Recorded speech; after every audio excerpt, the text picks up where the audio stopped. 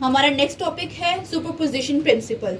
इससे पहले हमने harmonic wave as a simple पढ़ा, harmonic wave as a complex wave पढ़ा और फिर हम लोगों ने इलेक्ट्रोमैग्नेटिक वेव को डिटर्मिन किया। फिर अब हम लोग पाते हैं सुपरपोजिशन प्रिंसिपल के अंदर। सुपरपोजिशन प्रिंसिपल क्या है? व्हेन टू और more same type waves meet at a point, the resultant displacement at that point is equal to the sum of the displacement of the individual.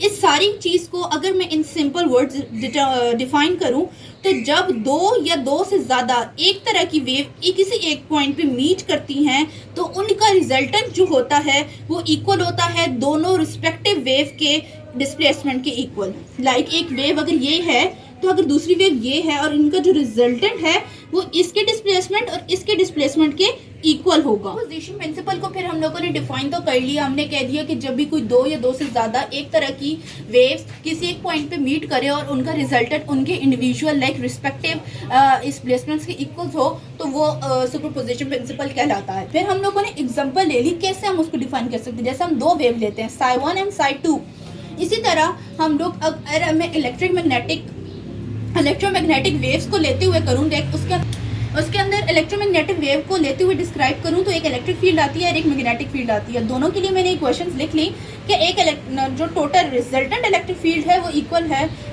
Respective electric E1, मतलब electric field E1 ली थी, इसी तरह respective electric field E2 लूंगी और उनका resultant जो है वो E1 प्लस E2 के इक्वल होगा। और मैग्नेटिक फील्ड लेती हूँ तो B1 respective electric magnetic field लेती हूँ और B2 मैग्नेटिक फील्ड लेती हूँ। उनका जो रिजल्टेंट है वो दोनों के ऐड करने से हम लोगों को मिलेगा। कैसे हम लोग इसको जनरली सुपरपोजिशन को डिफाइन करते हैं, लोग पढ़ेंगे जनरल सुपरपोजिशन। जैसे मैंने आप लोगों को पहले सुपरपोजिशन प्रिंसिपल बताया, उसको एज इलेक्ट्रोमैग्नेटिक वेव्स के फॉर्म में भी बताया, इलेक्ट्रिक फील्ड और मैग्नेटिक फील्ड के। अब जनरल सुपरपोजिशन को ड्राइव इस तरह से हम लोग करेंगे। पहले हम लोग एक देख लेते हैं ग्राफ या एक डायग्राम, उसको लेके मैं आप लोगों को डिटर्मिन कराऊंगी और उसका सिंपल वे सुपरपोजिशन को डिस्कस करते हैं। उसके लिए मैं आप लोगों को बताऊंगी कि ई रिजल्टेंट मतलब electric field resultant is equal to electric field respective 1, electric field respective 2। General superposition के अंदर मैं आप लोगों को डिफाइन करी थी कि हम लोगों ने ई रिजल्टेंट लिया that is equal to electric field respective 1, electric field respective 2। इस इक्वेशन को रखते हुए मैंने ये डायग्राम ड्रॉ किया है कि हम लोग पहले एक इलेक्ट्रिक फील्ड का वेक्टर लेते हैं और उसको हम लोग इस तरह रिप्रेजेंट करते हैं कि that is the E1 and इसका जो एंगल है दैट इज कॉन्टेक्ट एंगल जो है वो अल्फा 1 है। जो वाई साइड है हमारी उसको हम लोग लिखेंगे E नॉट साइन अल्फा 1 और इसकी जो एक्स साइड है उसको लिखेंगे E नॉट कॉस अल्फा 1। ठीक है, इसी तरह से हम लोगों ने एक इलेक्ट्रिक फील्ड 2 ली और उसको हमने बताया angle contact angle that is alpha 2। इसकी जो वाई साइड थी उसको हम लोगों ने लिखा E नॉट साइन अल्फा 2 और इसकी जो एक्स साइड थी उसको लिखा E नॉट कॉस अल्फा 2। ठीक हो गया। अब इसी चीज को अगर मैं इसके एग्जैक्ट एंगल पे नीचे ले आऊं तो मेरे ख्याल से ये चीज गलत नहीं होगी कि E नॉट कॉस अल्फा 2। अगर मैं इन दोनों को कंबाइनली एक चीज लिखूं, कंबाइनली इनका डिस्टेंस लिखूं तो वो आ जाता है E नॉट कॉस अल्फा। मैंने आप लोगों को E नॉट कॉस अल्फा 1 और E नॉट कॉस अल्फा 2 का रिजल्टेंट बताया E नॉट कॉस अल्फा, तो इसी तरह E नॉट साइन अल्फा 2 अगर मैं इस जैसे मैंने इसको E नॉट कॉस अल्फा 2 को नीचे इसके मेन एक्सिस पे लिख दिया था, अगर इस चीज़ को मैं इसके वाई एक्सिस पे भी लिख दूं तो मेरे ख्याल से ये चीज़ गलत नहीं होगी अगर मैं इसको इस तरह से रिप्रेजेंट कर देती हूँ ताकि मैं इजीली आप लोगों को इसका रिजल्टेंट बता रिजल्टेंट होगा वो E नॉट साइन अल्फा हो जाएगा।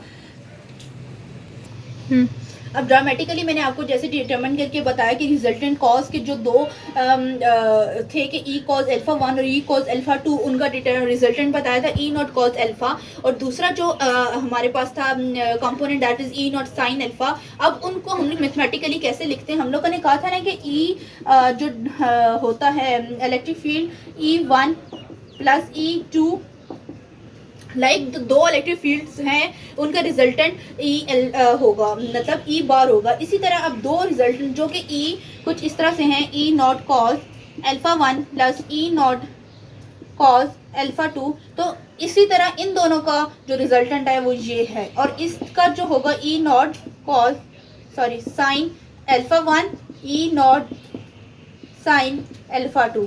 इन दोनों का रिजल्टेंट ये है और इन दोनों का रिजल्टेंट ये हम लोगों ने इसके कंपोनेंट्स को E naught cos alpha and E naught sine alpha को डिटरमिन कर लिया था। अब हम लोगों ने बेसिकली इनके फाइंड करना मैग्नीट्यूड फाइंड करने के लिए दो हम लोगों ने चीज़ें की। एक, हम लोगों ने इनके दोनों साइड पे स्क्वायर ले लिया ई नॉट कॉस अल्फा और ई नॉट साइन अल्फा को, और उनके जो सब कंपोनेंट्स है लाइक ई naught 1 cos alpha 1, E naught 2 cos alpha 2 और ई नॉट 1 साइन अल्फा 1 और ई नॉट 2 साइन अल्फा 2। अब हम लोगों ने इनका लिख दिया कि इन दोनों का resultant E naught cos alpha 1 है, कॉस अल्फा है, और इनका ई नॉट साइन अल्फा 1 और ई नॉट साइन अल्फा 2 का जो रिजल्टेंट है वो ई नॉट साइन अल्फा है। ठीक हो गया। फिर हम लोगों ने कहा कि अब हमें मैग्नीट्यूड फाइंड करना है। मैग्नीट्यूड फाइंड करने के लिए हम दोनों तरफ स्क्वायर ले लेते हैं, स्क्वेयरिंग ऑन बोथ साइड। ठीक है, फिर स्क्वायर लेने के बाद हम इन दोनों कंपोनेंट्स को ऐड करेंगे, जैसे कि ई नॉट कॉस अल्फा का whole square plus E naught sine alpha का whole square that is equal to E naught 1 cos alpha 1 plus E naught 2 cos alpha 2 का whole square plus E naught 1 sine alpha 1 plus E naught 2 sine alpha 2 का whole square. अब इसके ऊपर इनको open करेंगे, इनको open किया तो E naught 2 cos 2 alpha plus E naught 2 sine 2 alpha is equal to इसके ऊपर फार्मूला लगता है A plus B whole square का that is equal to A square plus B square plus 2ab। Formula लगता है A plus B whole square that is equal to A square plus B square plus 2ab।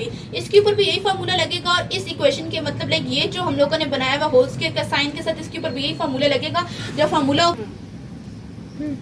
जब हम लोग इसके ऊपर formula apply करते हैं plus B whole square is equal to A square plus B square plus 2ab, तो equation कुछ इस तरह से बनती है E naught 1 square cos square alpha 1 plus E naught 2 cos 2 alpha 2 plus 2 E naught 1 E naught 2 cos alpha 1 cos alpha 2। और इसके ऊपर जब फार्मूला अप्लाई करते हैं तो इक्वेशन कुछ इस तरह से बनती है ई नॉट 1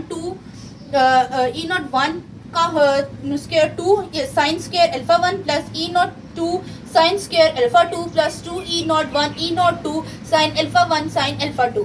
जब हम लोग इनको सिंप्लीफाई करते हैं तो कुछ इक्वेशन इस तरह से आ जाती है E naught square is equal to E naught 1 का स्क्वायर प्लस ई नॉट 2 का square plus 2 E naught 1 E naught 2 cos alpha 2 minus alpha 1। Alpha 2 minus alpha 1 इसलिए लिखा है क्योंकि ये हमारे पास हम हमेशा करते हैं फाइनल माइनस इनिशियल। पीछे हम लोगों ने मैग्नीट्यूड पढ़ा रिजल्टेंट इलेक्ट्रिक फील्ड का, अब हम लोग पढ़े हैं phase angle resultant electric field का, जो कि इस तरह से है कि tan alpha is equal to E naught sine alpha divide by E naught cos alpha. हम लोग फार्मूला पढ़ते हैं ना tan is equal to sine और कॉस, उसकी ही बेस पे हम लोगों ने इलेक्ट्रिक फील्ड के जो कंपोनेंट थे साइन कंपोनेंट था उसको नोमिनेटर में रखा और जो कॉस कंपोनेंट था उसको डिनोमिनेटर में रखा।